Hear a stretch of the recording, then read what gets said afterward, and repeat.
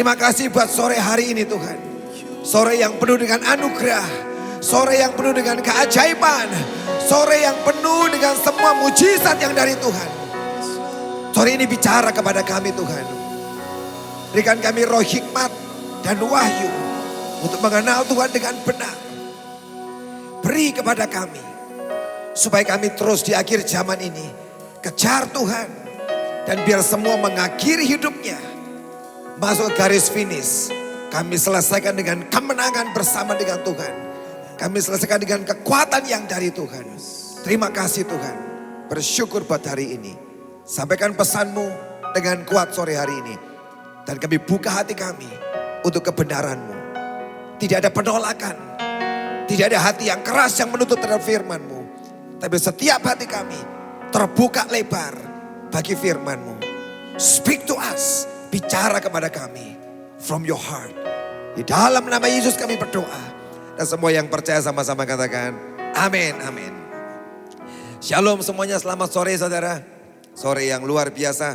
Dan sore hari ini kita mengharap Tuhan bekerja dengan ajaib, dengan luar biasa di tengah-tengah kita. Walaupun sampai hari ini kita masih ibadah streaming. Tapi saya percaya, saya dengar banyak cerita kesaksian yang hebat, yang luar biasa. Bahkan di rumah mereka masing-masing, di rumah saudara masing-masing. Tuhan bisa menjangkau saudara. Dan menjangkau dan memberkati, mengubah buat mujizat dan buat banyak keajaiban. So sore hari ini buka hatimu. Engkau siapkan buat firman Tuhan. Dan saya tahu sore hari ini izinkan dia berbicara terus terang kepada kita. Sore hari ini saya beri judul khotbahnya adalah Bloko Suto. Ini bahasa Jawa saudara. Bahasa Jawa. Apa artinya? Keterus terangan atau belak-belakan. Tuhan sedang membuka hatinya buat kita belak-belakan. Itu bagus saudara. Siapa yang berani belak-belakan atau terus terang dengan kita? Biasanya orang-orang yang terdekat dengan kita. Kalau engkau tidak cukup dekat dengan seseorang, biasanya dia enggak akan terus terang belak-belakan. Tapi kalau Tuhan sampai bicara terus terang, artinya dia menganggap engkau orang yang dekat dengan dia. Bagus gambarnya. Ada sebuah peringatan di sini saudara. Ini saya enggak tahu tulisannya apa. Ini bahasa Hebrew, bahasa Ibrani saudara. Tapi saya menemukan tulisan ini tiap kali kami tour ke Israel. Dan kami melewati beberapa daerah perbatasan. Selalu kami lihat tanda ini. Dangerous minds. Berbahaya. Tapi apa sebenarnya di balik kata dangerous ini? Berbahaya, danger ini saudara. Ada apa di seberang sananya saudara? Yang di area ini safe, aman. Tapi yang di seberang sana. Kenapa dikatakan jangan melintasi batas ini? Sebab pemerintah sedang berterus terang hari itu. Untuk semua rakyatnya. Dia mau berkata, jangan pernah menyeberang pagar duri ini.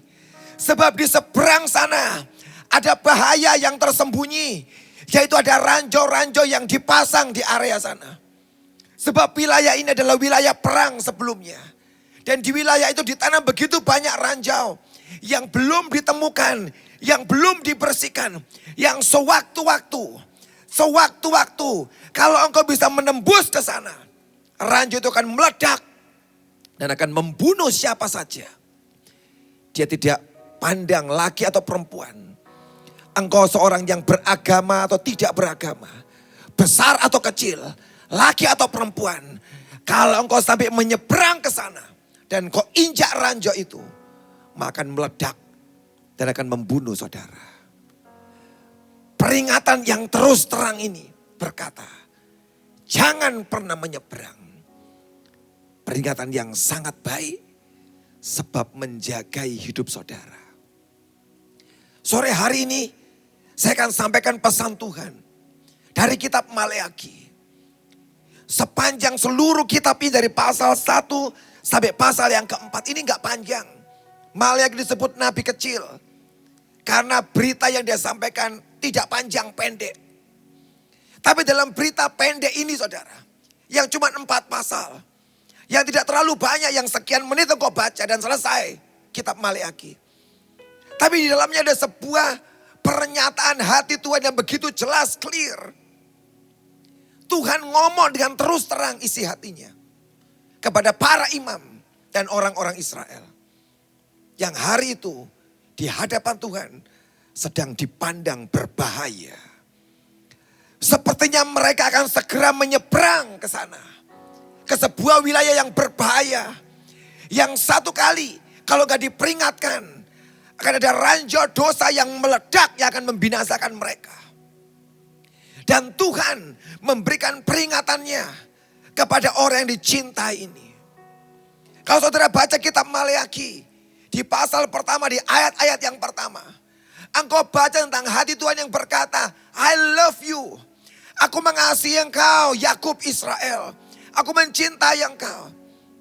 Jadi isi nubuatan ini, dia awali dengan sebuah pesan. I love you, aku cinta dengan kamu. Because I love you. Karena aku mencintai engkau. Aku terus terang dengan engkau. Supaya jangan sampai engkau orang yang kucintai. Engkau hancur dan binasa. Pesan firman ini saudara. Sudah berumur ribuan tahun. Sebab kitab Maleakhi ditulis tahun 430 sampai 420 sebelum Masehi. Kalau dihitung dengan tahun sekarang 2020. Kurang lebih dari 2450 tahun. Firman ini ditulis. Tapi kalau kita baca firman ini. Masih sangat up to date sampai hari ini. Semua keadaan pada akhir zaman ini. Begitu mirip saudara. Sebab kitab Maleakhi memang adalah kitab yang paling akhir dari perjanjian lama. Dan kitab Maleakhi juga adalah kitab orang-orang Yahudi saudara. Dan itu kitab yang paling akhir. Dan di kitab yang paling akhir itu juga Tuhan bicara dengan terus terang tentang end times. Ada yang menarik dari kitab Maleakhi ini saudara. Sebab Maleakhi tidak diketahui siapa orang ini. Seorang nabi yang faceless. Yang tidak dikenal, yang tidak tahu. Bahkan ahli Alkitab coba mencari tahu siapa orang ini. Enggak ketahuan saudara. Maleakhi. Tapi kata Maleakhi artinya utusan Tuhan. Dia utus orang-orang di akhir zaman. Di harinya itu saudara. Tanpa tahu siapa orang itu. Tapi dia sedang menyuarakan dengan sangat kuat. Berita yang penting dari hati Tuhan. Maleakhi hidup di zaman Ezra dan Nehemia. Maleakhi hidup di zaman ketika semuanya sudah baik. Kondisi Israel sangat baik saudara. Bait Allah sudah direnovasi sudah sangat baik. Tembok Yerusalem sudah dibangun oleh Nehemia dengan komplit dengan lengkap. Hukum-hukum diperbaiki oleh Ezra. Upacara-upacara dipulihkan lagi. Korban mingguan hari Sabat sudah dikerjakan. Dan orang-orang mulai beribadah kembali pada hari Sabat. Semua berjalan dengan sangat baik pada masa Maleakhi saudara. Tapi di masa yang baik, yang comfort, yang nyaman ini saudara. Tiba-tiba Tuhan bicara lewat nabi ini.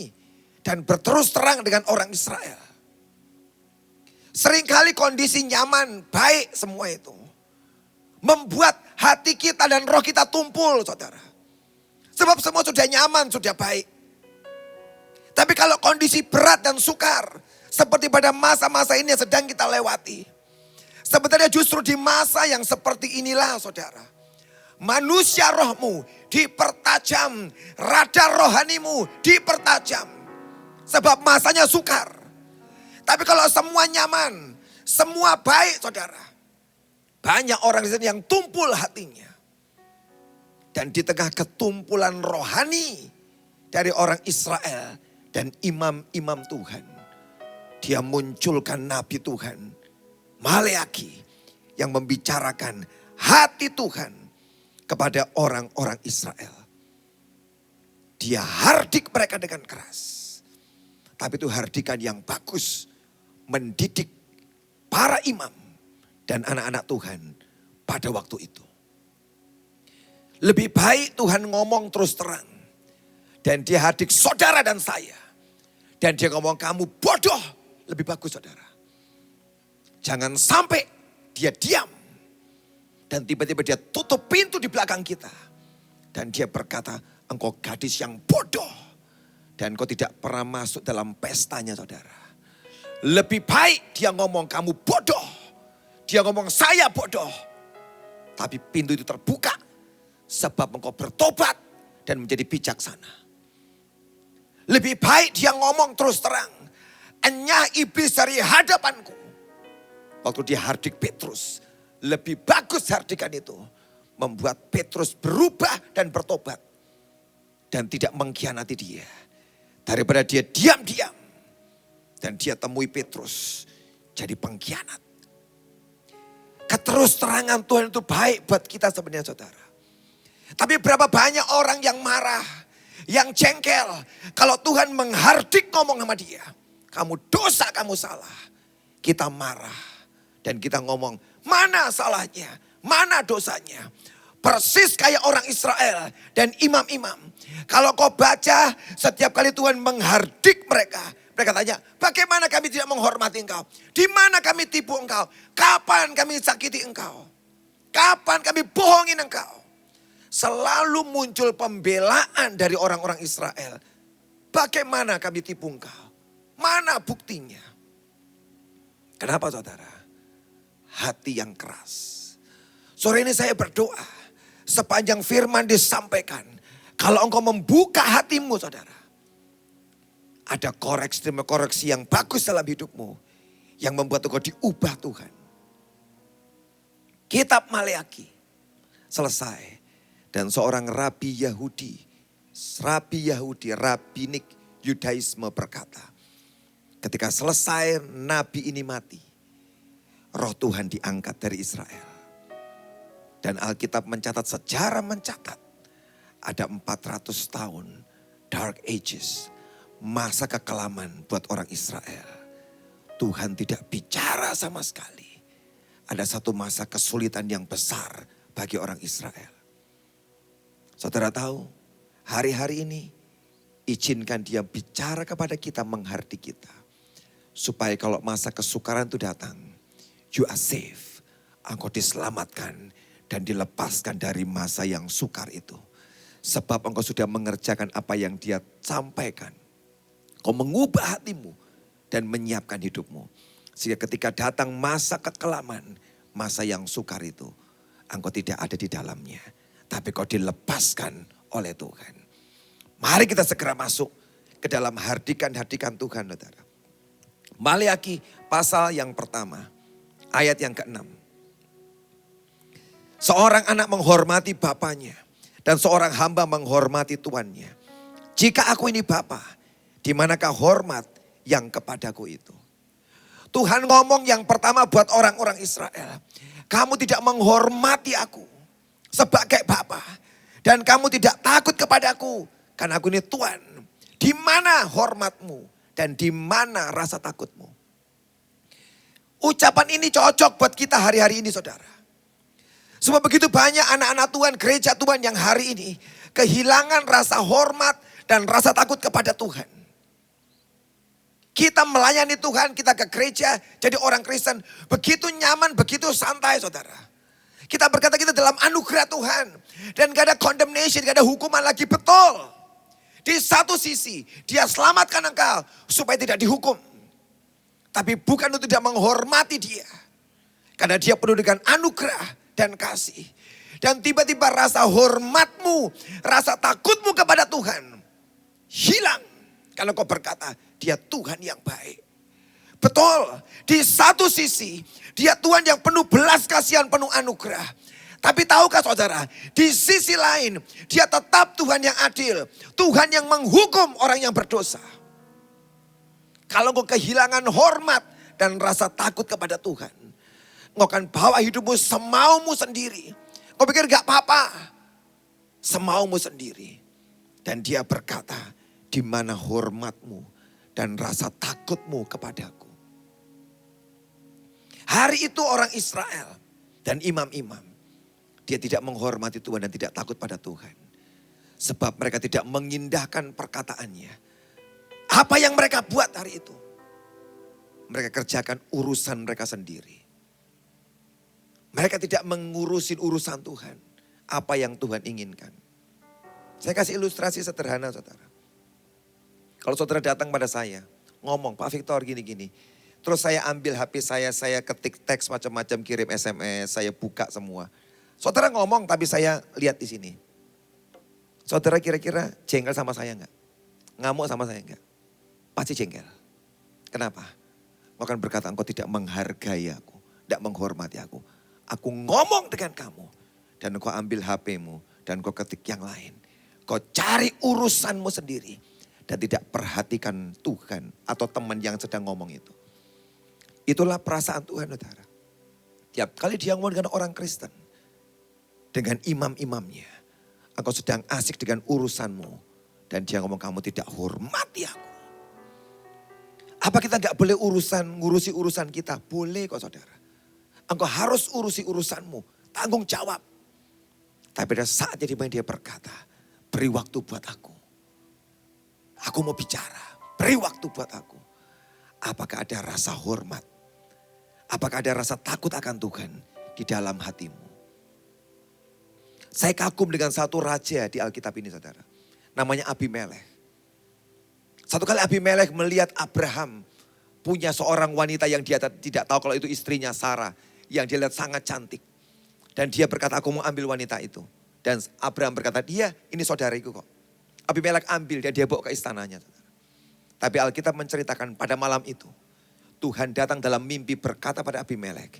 Jangan sentuh wanita itu. Sebab itu bukan adiknya tapi istri Abraham. Kalau kau berani sentuh dia, mati kamu.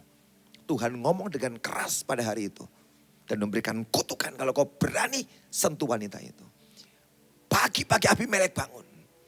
Dan apa yang dia buat? Dia kembalikan Sarah. Dan dia berkata, tadi malam aku mimpi. Wanita ini bukan adikmu, tapi istrimu. Hampir saja kamu celakakan aku.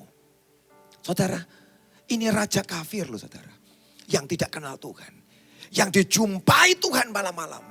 Cuma mimpi saudara. Tapi lihat respon hatinya. Aku takut akan Tuhan.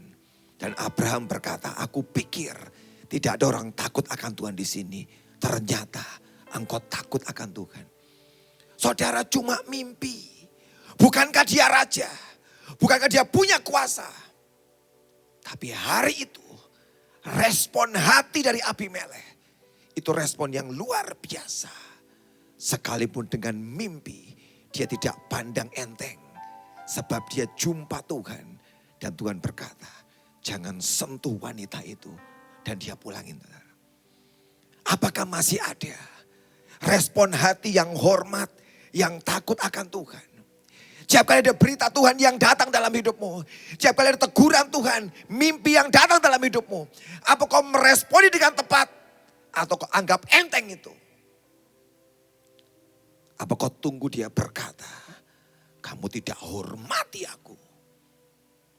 Biarkan penghormatan kita tetap kuat kepadanya. Dan punya hati yang takut akan dia. Di ayat yang sama saudara, Tuhan ngomong. Firman Tuhan semesta alam kepada kamu. Hai para imam yang menghina namaku. Tapi kamu berkata, dengan cara bagaimana kami menghina namamu? Perasaan yang kedua yang Tuhan sampaikan, dikatakan, kamu ini menghina aku imam-imam. Para imam berkata, bagaimana kami hina engkau? Kami berikan yang terbaik buat engkau. Dan Tuhan berkata, kamu hina aku. Kenapa saudara? Kalau kau baca di ayat selanjutnya. Dikatakan engkau membawa roti yang najis. Engkau bawa persembahan yang tidak layak. Domba yang buta, domba yang sakit, yang pincang, yang tidak sempurna. Kau bawa di mezbahku.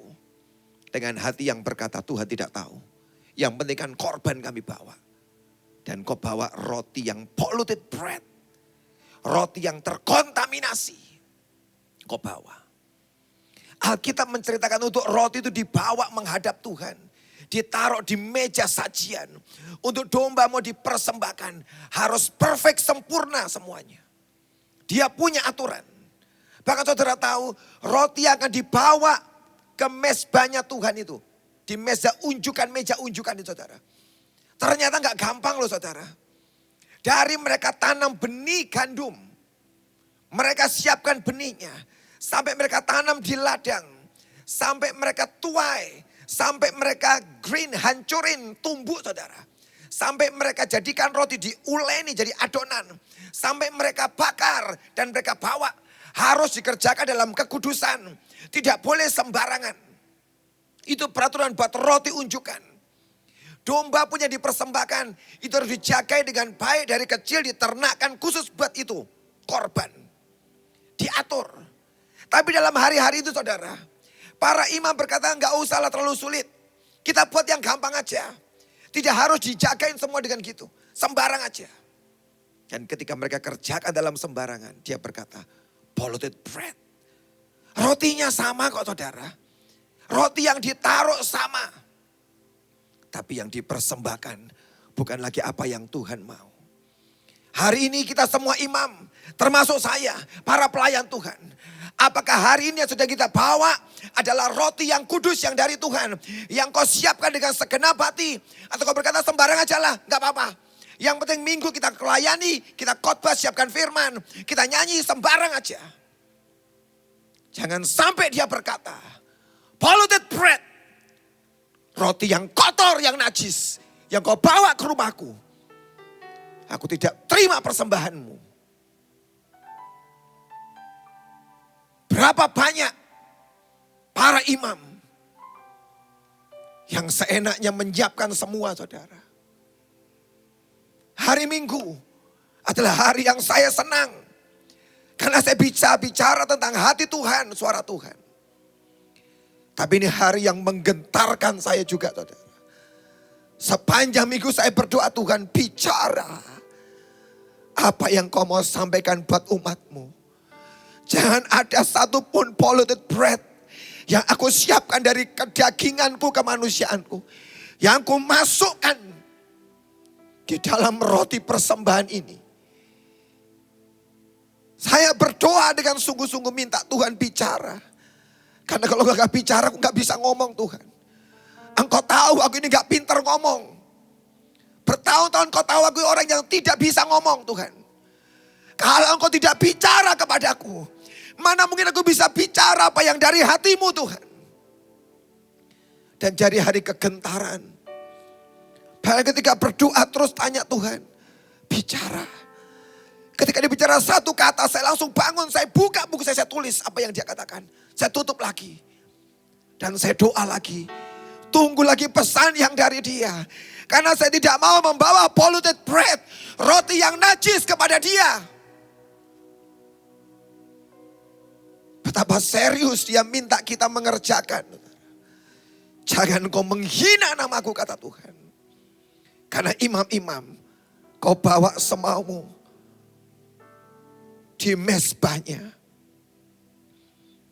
Jangan kita menghina Tuhan. Saudara. Hati yang takut dan gentar biar kita miliki. Dia gak berhenti, dia ngomong lagi saudara kepada orang-orang Israel. Di ayat yang ke-14. Terkutuklah penipu yang mempunyai seekor binatang jantan di antara kawan dan ternaknya. Yang dinasarkannya. Tapi yang mempersembahkan binatang yang cacat kepada Tuhan.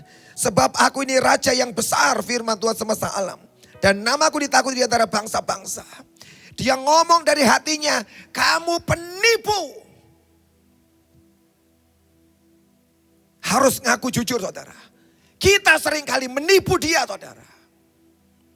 Kalau engkau sedang susah, sedang punya persoalan, kau nangis tersungkur di kakinya dan kau berkata, Tuhan, aku punya persoalan, lepaskan aku. Kalau aku lepas dari persoalanku, aku melayani engkau. Aku janji aku layani engkau. Kalau kau lepaskan aku janji aku tidak akan hidup dalam dosa lagi. Kalau kau tolong aku, lepaskan aku dari persoalan ini. Aku bisa bayar utangku, aku akan berikan perpuluhan kepadamu. Engkau ucapkan semua janji yang hebat. Tapi ketika Tuhan berkati engkau, dan buat keadaanmu jadi baik dan diberkati. Tiba-tiba kau tarik semua perkataanmu. Dia terus terang dia ngomong. Penipu kamu. Kamu tipu aku. Kalau dia masih ngomong itu bagus saudara. Supaya engkau sadar. Dan kau berubah. Dia ngomong terus terang. Bukan cuma ini. Terkutuk kamu penipu. Ada orang yang marah mungkin berkata, kok Tuhan keras? Betul. Supaya engkau selamat saudara. Dia masih keras. Kalau tulisan yang tadi itu saudara. Yang dangerous itu saudara. ditulis jangan menyeberang. Maka mungkin ada banyak orang menyeberang dan mati di sana saudara. Kalau ditulis dangerous, berbahaya, mati lu kalau nyeberang. Itu menyelamatkan banyak orang. Supaya engkau tidak mati saudara. Sebab dia cinta dengan saudara. Kalau dia masih ngomong penipu kamu, itu masih bagus. Saya punya pengalaman satu kali. Saya suka beli buah saudara. Saya satu kali keluar kota beli buah. Saya lihat bagus, saya katakan, Bu pilihin aja lah, saya mau beli. I trust her, saya percaya dia. Dia akan berikan yang terbaik buat saya. Karena saya berapa kali memang beli di tempat dia. Tapi hari itu saya nggak tahu, setelah dia bungkusin saya bawa pulang. Sampai di rumah saya cuci semua buahnya. Dan saya lihat beberapa busuk saudara, dia kasih. Apakah dia nggak tahu? Dia tahu. Pasti dia tahu. Tapi dia sengaja pilihkan yang busuk dan berikan pada saya. Dan hari itu saya berkata dalam hati, aku percaya dia akan berikan yang the best, yang terbaik. Ternyata dia tipu saya. Dia berikan aku barang-barang yang busuk, barang yang rusak. Itulah hati Tuhan saudara. Tiap kali engkau tidak tepati perkataanmu. Tiap kali engkau naikkan doa yang hebat-hebat. Janji yang hebat. Mungkin dia berkata, aku siap-siaplah ditipu lagi. Karena banyak orang yang tidak menepati perkataanmu. Maleaki bicara dengan gamblang, dengan jelas. Kamu penipu. Bertobat saudara. Balik ke Tuhan. Supaya masa kegelapan tidak engkau alami. Maleaki 2 ayat yang ke-10. Maleaki 2 ayat yang ke-10. Bukankah kita sekalian mempunyai satu Bapa? Bukankah satu Allah menciptakan kita? Lalu mengapa kita berkhianat satu sama lain dan dengan demikian menajiskan perjanjian nenek moyang kita? Dosa berikut yang Tuhan ngomongin dengan jelas, dia berkata, kamu pengkhianat. Bagus saudara, dia terus terang. Dia hardik orang-orang itu. Kamu pengkhianat satu sama lain. Engkau mengkhianati saudaramu dan temanmu sendiri. Saya coba lihat di kamus apa arti pengkhianat. Terjemahan gampangnya, orang yang tidak setia pada negara atau teman sendiri. Itu pengkhianat. Dan di Alkitab orang yang paling jelas pengkhianatannya Yudas saudara. Tapi saya gak akan ngomong Yudas hari ini. Karena sudah sering dibahas. Saya ngomong satu orang lain lagi saudara. Yaitu Ahitofel. Di 2 Samuel 15 ayat 12 saudara. Ada seorang yang bernama Ahitofel. Siapa Ahitofel saudara? Ahitofel itu sahabat Raja Daud. Dia penasehat pribadi Raja Daud. 2 kedudukannya. Sahabat dekat Daud. Dan yang kedua penasehat Raja Daud. Orang yang tahu luar dan dalamnya Daud saudara. Seluruh rahasia Daud, hidup Daud. Semua di pikiran Daud diceritakan pada Ahitofel.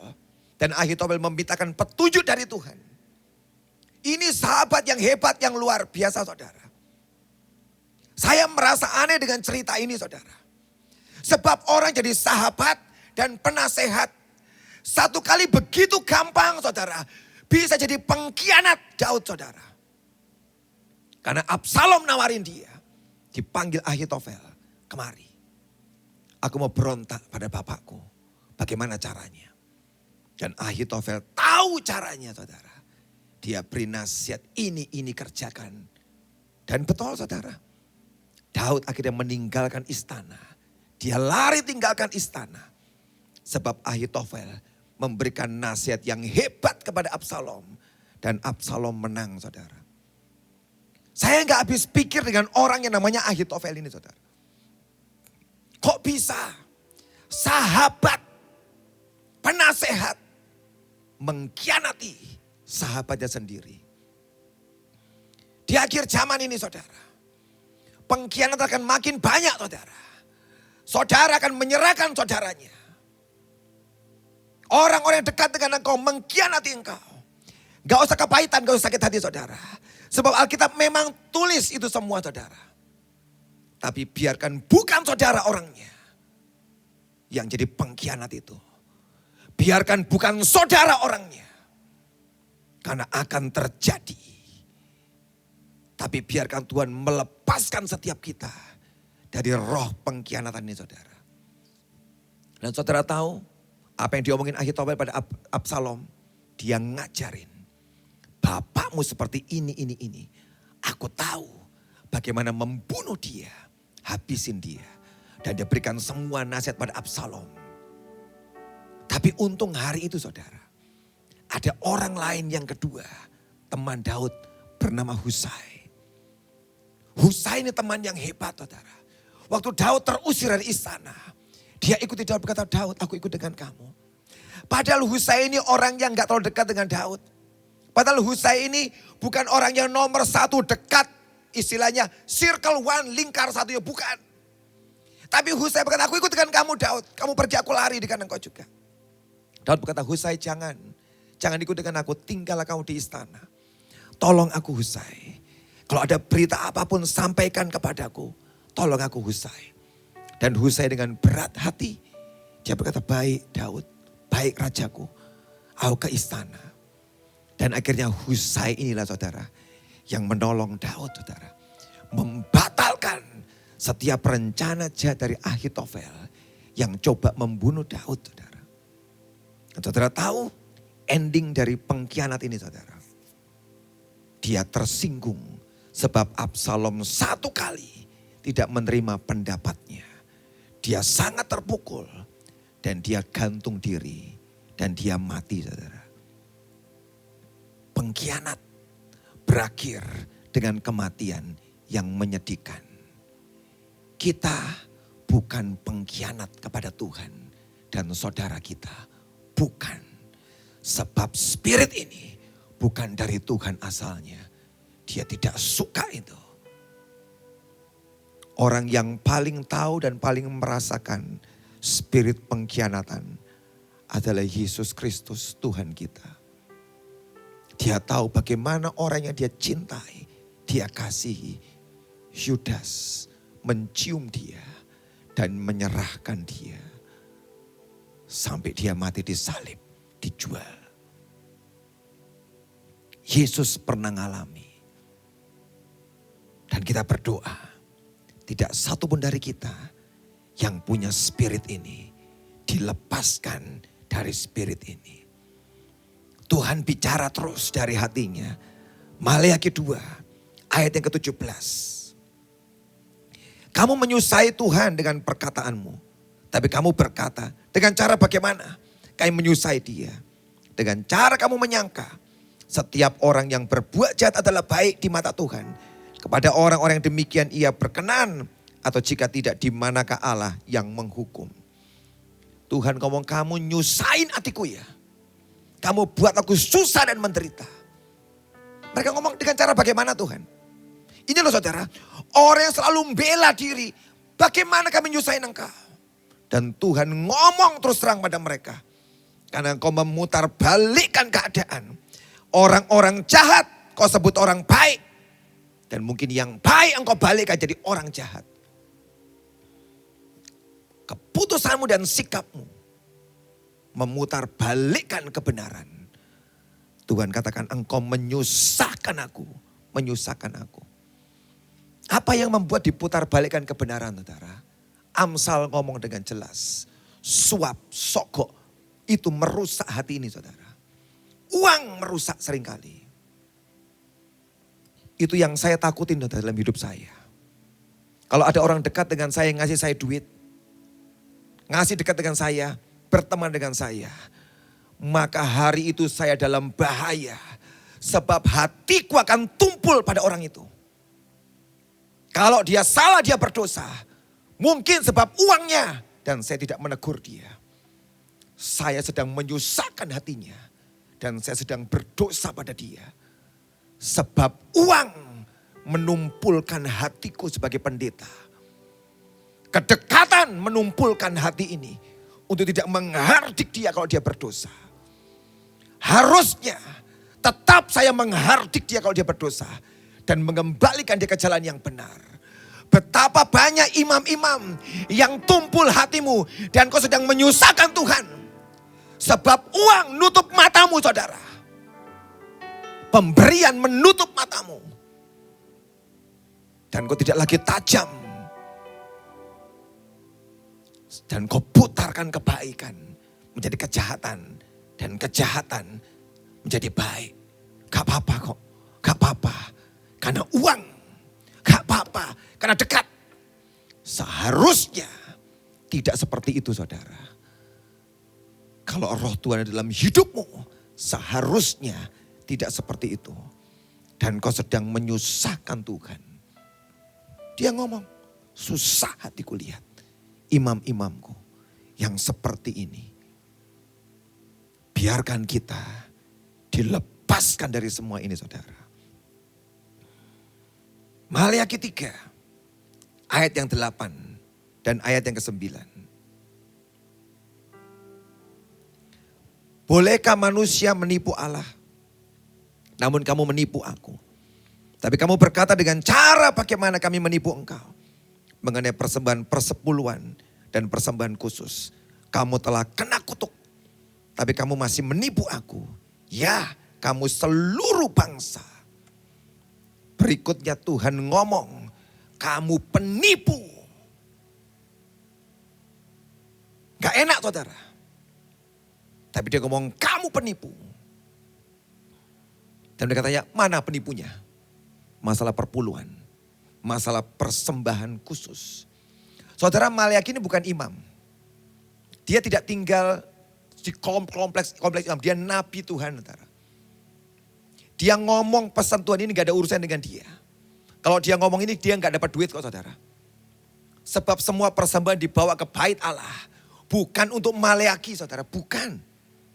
Dia ngomong dengan bebas, dengan free. Sebab ini isi hati Tuhan. Masalah apa dia ngomong? Kamu tipu aku, kamu penipu. Masalah perpuluhan dan masalah persembahan. Saudara, hari ini orang ribut kok. Kita mau kasih perpuluhan atau enggak sih? Dan dua kelompok ribut. Saudara enggak usah ribut lah saudara. Kalau engkau cinta Tuhan, kasih perpuluhan. Kalau sampai engkau enggak cinta Tuhan, enggak usah kasih. Buat apa engkau kasih sambil gerundal hatimu? Tidak ada gunanya saudara. Kalau orang tanya apakah wajib perpuluhan? Saya akan jawab tidak wajib. Kalau engkau memang sungguh-sungguh cinta Tuhan, kasih perpuluhanmu dan persembahanmu. Kalau engkau tidak cinta Tuhan, tidak usah kasih. Tidak ada gunanya bagi Tuhan. Saya berani ngomong karena saya tidak pernah ambil perpuluhan saudara. Masuk ke gereja, saya digaji. Gaji mau cukup tidak terserah. Kalau kau cinta Tuhan, bawa saudara. Tapi kalau kau merasa tidak perlu, tidak usah dibawa saudara. Dan tunggu waktunya, dia akan ngomong sama saudara, penipu kamu. Kamu tipu aku. Saya punya pengalaman satu kali dengan seorang teman saya saudara. Yang dia cerita, Pak Victor, aku gak pernah bawa perpuluhan. Saya bilang janganlah, bawalah. Saya gak pernah minta untuk saya kok saudara. Ke gereja, bukan buat saya. Jangan. Memang saya diberkati kok. Dan dia bisnis, bagus saudara. Nanjak bisnisnya, sukses berhasil. Uangnya banyak saya tahu saudara. Dia beli rumah, beli mobil, beli macam-macam saudara. Kaya. Dia bilang, lihat. Saya gak bayar perpuluhan, saya bahagia kok. Uang saya banyak. Saya jujur gak bisa jawab dia saudara. Saya bingung sebagai pendeta. Iya ya Tuhan, kok bisa ya? Dia tuh gak bayar perpuluhan. Kok enak-enak semuanya, lancar semuanya. Sampai satu hari saya tahu saudara. Sampai satu hari saya tahu. Dia invest uangnya ratusan juta. Dan tiba-tiba tempat dia invest kolaps. Dan uangnya ratusan juta habis. Dan dia stres datang pada saya. Aku stres. Uangku hilang. Dan tidak bisa kembali. Di situ saya tahu. Belalang pelahap. Itu sedang gerogotin apa yang dia punya. Sebab dia tidak punya covenant dengan Tuhan. Sebab hari itu dia tidak punya covenant dengan Tuhan. Dan dia dirusakkan, dihancurkan. Karena dia tidak bayar perpuluhan. Dan dia berkata, gak apa-apa. Ketika dia ngomong kamu penipu. Aku yang berkati kamu. Dan kamu tidak berikan kepadaku. Dan kau tidak cinta aku. Dia hardik. Saya dengar sebuah kesaksian bagus dari seorang pengusaha saudara. Yang diloloskan Tuhan dari persoalan. Dia ini punya satu usaha. Galvalon dulu yang buat atap itu ya. Yang seperti dari aluminium, dari seng di atas itu. Ini orang kerja gede saudara. Perusahaan-perusahaan besar, mall biasanya kalau mau bangun minta dia. Dia selalu ada pelanggan kontraktor yang bangun gedung-gedung besar dan dia diminta untuk yang menyediakan. Satu kali ada proyek besar saudara. Dan tiba-tiba staf dari proyek itu gak pesan sama dia. Pesan sama orang lain. Dan dia ngomong, loh kok gak pesan sama aku? Aduh sorry lupa. Aku udah pesan sama orang lain. Tapi orang ini, pengusaha ini, jemaat ini berkata gak apa-apa lah. Mungkin dia lupa, gak apa-apa lah. Tuhan bisa berkati kau dengan cara lain. Oh berlangsung saudara perjalanan. Itu proyek gede banget saudara. Lumayan. Sekian puluh M saudara proyeknya. Sekian puluh M lumayan. Ketika hari-hari ini datang saudara. Proyek yang dibangun saudara. Kolaps. Gak bisa bayar.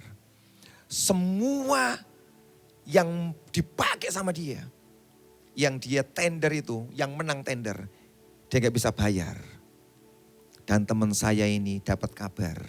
Dia dengar kabar. Proyek itu hancur saudara. Dia berkata, Tuhan terima kasih. Kok bisa ya? Dia lupa untuk minta aku. Minta ke orang lain. Dia gak minta aku. Kalau aku yang masukin tender. Dan aku yang supply semua barangnya. Hari ini uangku puluhan miliar. Akan mandek hilang. Dan aku gak tahu kapan dibayar. Sebab proyeknya mangkrak di saat yang seperti ini. Dia berkata bukan kebetulan. Tuhan melupakan orang itu untuk cari aku. Ini orang yang takut akan Tuhan. Dia setia bayar perpuluhan sungguh-sungguh. Dan saya lihat Tuhan, Engkau buat perbedaan. Hampir dia masuk dalam jebakan kecelakaan itu saudara. Tapi Tuhan membuat lupa. Dan dia diloloskan dari kerugian puluhan miliar. Dia berkata Tuhan luar biasa Engkau. Saudara itulah Tuhan. Kalau dia bicara. Dia bicara. Dia tolong kita.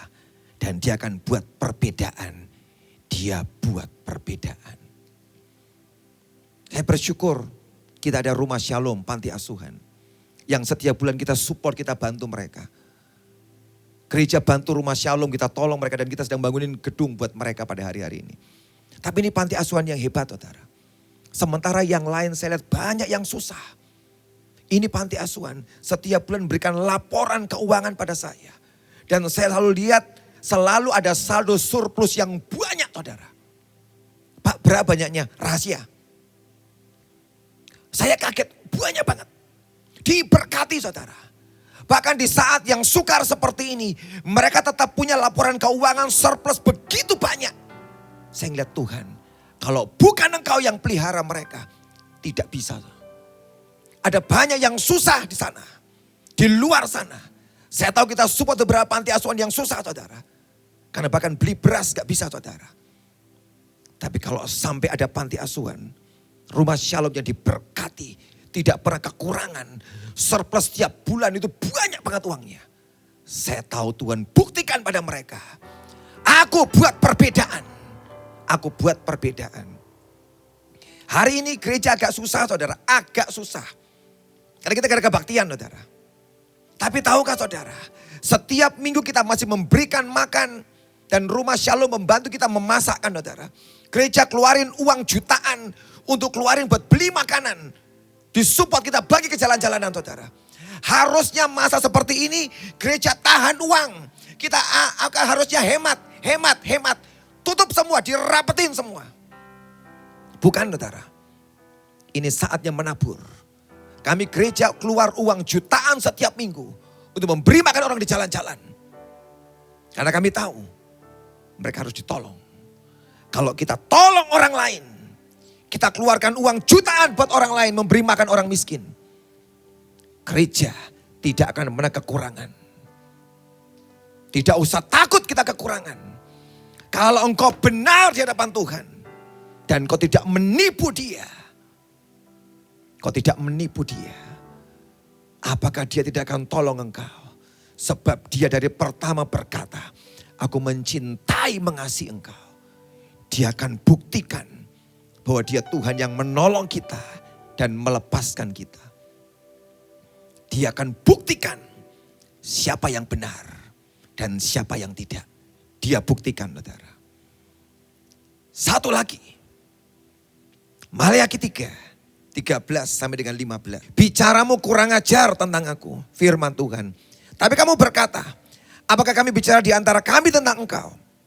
Kamu berkata adalah sia-sia beribadah kepada Allah.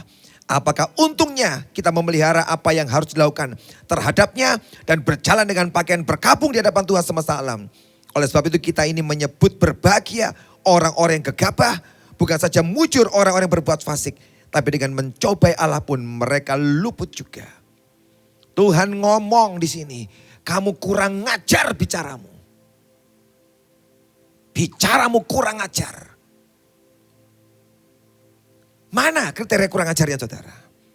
Waktu kau berkata sia-sia beribadah. Sia-sia kita memelihara kewajiban kita kepada Tuhan.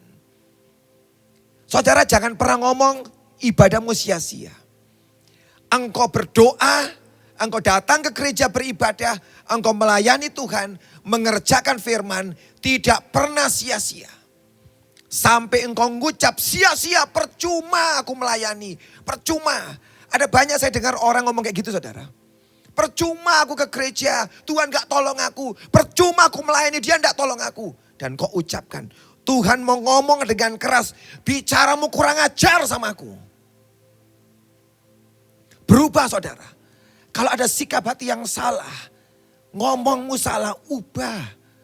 Sebelum masa kegelapan itu datang dan engkau mengalami kegelapan dalam hidupmu, ubah cara bicaramu.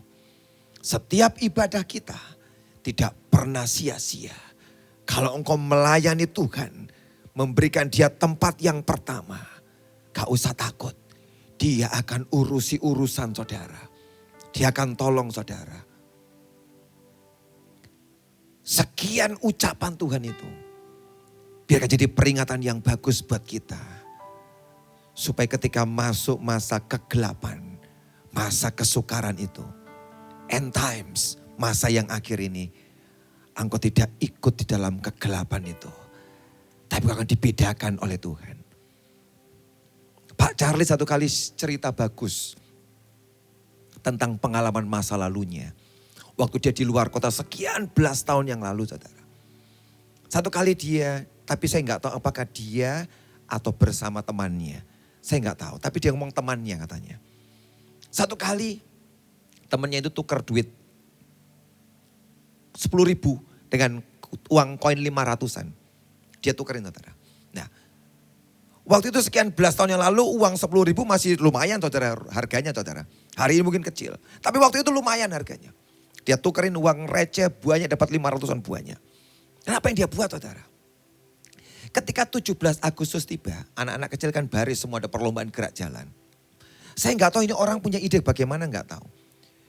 Ketika anak-anak kecil, anak SD gerak jalan sudah hampir mencapai garis finish. Kanan, kiri, jalan itu semangat sekali gitu.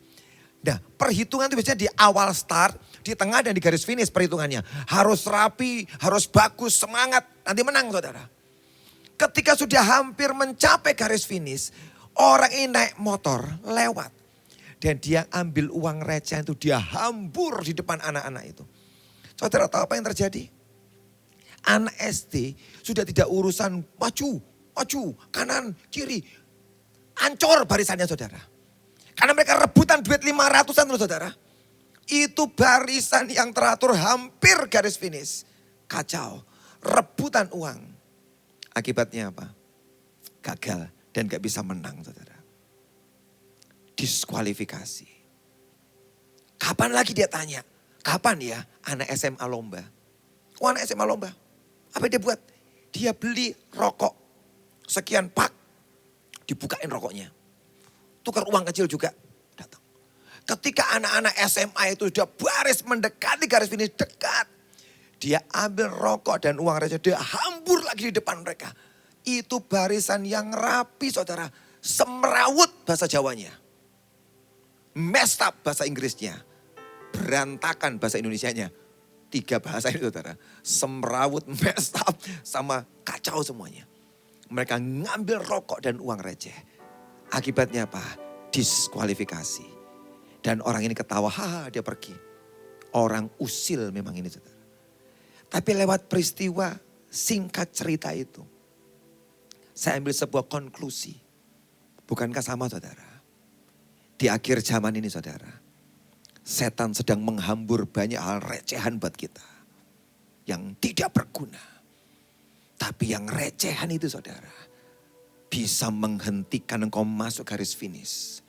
Dan semua yang sudah kau siapkan dengan sangat baik. Hampir, almost finish. Hampir garis finish. Berantakan. Dan kau didiskualifikasi. Setan sedang buat banyak hal. Supaya anak-anak Tuhan berhenti. Dengan semua poin-poin yang saya ngomongin dari kitab Maleaki. Itu semua dikerjakan oleh setan. Supaya menghentikan kita dari masuk garis finish. Dan memenangkan pertandingan kita. Ada hal-hal receh yang menghentikan engkau. Padahal mahkota kemuliaan, mahkota kehidupan lebih precious, lebih berharga, jauh lebih berharga dari semua yang receh itu. Tapi setan coba hentikan kita. Bisakah engkau lepas dari semua itu? Jawabannya bisa. Sebab kitab Maleaki bicara menghardik dengan keras. Tapi dia juga bicara bagaimana engkau bisa lepas dan lolos dari semua itu. Maleaki 3 ayat 16. Beginilah berbicara satu sama lain orang-orang yang takut akan Tuhan. Tuhan memperhatikan dan mendengarnya. Sebab sebuah kitab peringatan ditulis di hadapannya. Bagi orang-orang yang takut akan Tuhan. Dan bagi orang-orang yang menghormati namanya. Saudara, kalau engkau mau di zaman yang sukar ini. Engkau alami semua yang baik. Begini caranya Tuhan kasih tahu. Berbicara satu sama lain orang-orang yang takut akan Tuhan. Begini loh cara bicaramu. Begini loh cara hidupmu. Kalau engkau sedang membicarakan tentang Tuhan. Orang yang takut akan Tuhan. Bicara semua yang baik. Semua tentang Tuhan. Semua tentang firman. Semua yang rohani. Maka tiba-tiba Tuhan memperhatikan dan mendengarnya. Tuhan ikut nimbrung dengan saudara. Tiap kali kau bicara topik yang dari dia, tentang dia. Tuhan akan datang dan menyertai engkau. Dan dia berkata, aku suka dengan pembicaraanmu. Semua yang gosip, yang negatif, yang jahat, singkirin. Dia gak pernah tertarik dengan kata-kata itu. Tapi dia sangat tertarik. Kalau kau sedang bicara tentang sacrifice. Engkau bicara tentang firman. Bicara tentang Tuhan kau bicarakan. Maka dia otomatis datang. Tidak cuma perhatikan. Tapi dia mendengar. Dan dia berkata, sebuah kitab peringatan ditulis di hadapannya bagi orang yang takut akan dia. Dia berkata, tulis semua yang mereka ucapkan, semua iman, pengharapan, kepercayaan kepadaku, tulis. Bukan cuma ditulis saudara, tapi biar beri pada mereka. Karena mereka sedang bicara tentang semua yang baik, tentang iman, tentang firman, tentang aku. Dengarkan mereka dan kabulkan. 17. Mereka akan menjadi milik kesayanganku sendiri. Firman Tuhan semesta alam. Pada hari yang kusiapkan aku akan mengasihani mereka. Sama seperti seorang menyayangi anak yang melayani dia. Kalau engkau bicara seperti itu, dia berkata, aku mengasihi, mencintai engkau. Engkau menjadi milikku. Dan kalau jadi milik Tuhan, dia enggak akan sembarangan menyerahkan saudara pada yang lain. Karena dia berkata, ini milikku, ini punyaku. Ayat 18. Maka kamu akan melihat kembali perbedaan antara orang benar dan orang fasik. Antara orang yang beribadah pada Allah dan orang yang tidak beribadah kepadanya. Kalau engkau ngomongmu benar, tiba-tiba ada sebuah garis yang dia buat dalam hidup saudara. Engkau benar, engkau fasik. Dia buat perbedaan. Dalam hari-hari ini, dia akan tunjukkan mana domba, mana kambing. Dia buat garis yang jelas. Sampai orang lihat ini orang benar dibedakan. Dan ini orang fasik. Dia akan buat perbedaan. Seperti Musa dibedakan dari Korah, Datan dan Abiram. Ada sebuah celah yang dibuat Tuhan. Ini yang benar di pihakku. Dan ini yang tidak. Aku buka tanah dan masukin mereka ke dalamnya. Dia buat perbedaannya. Dia buat perbedaannya. Dan satu lagi yang dia katakan. Maleakhi 4 ayat yang kedua. Tapi kamu yang takut akan namaku. Bagimu akan terbit surya kebenaran. Dengan kesembuhan pada sayapnya. Kamu akan keluar dan berjingkrak-jingkrak. Seperti anak lembu lepas kandang. Kamu yang takut akan namaku. Akan terbit surya kebenaran. Di dalam kegelapan dark ages. Dalam masa-masa gelap dia berkata. Surya kebenarannya Tuhan akan dimunculkan.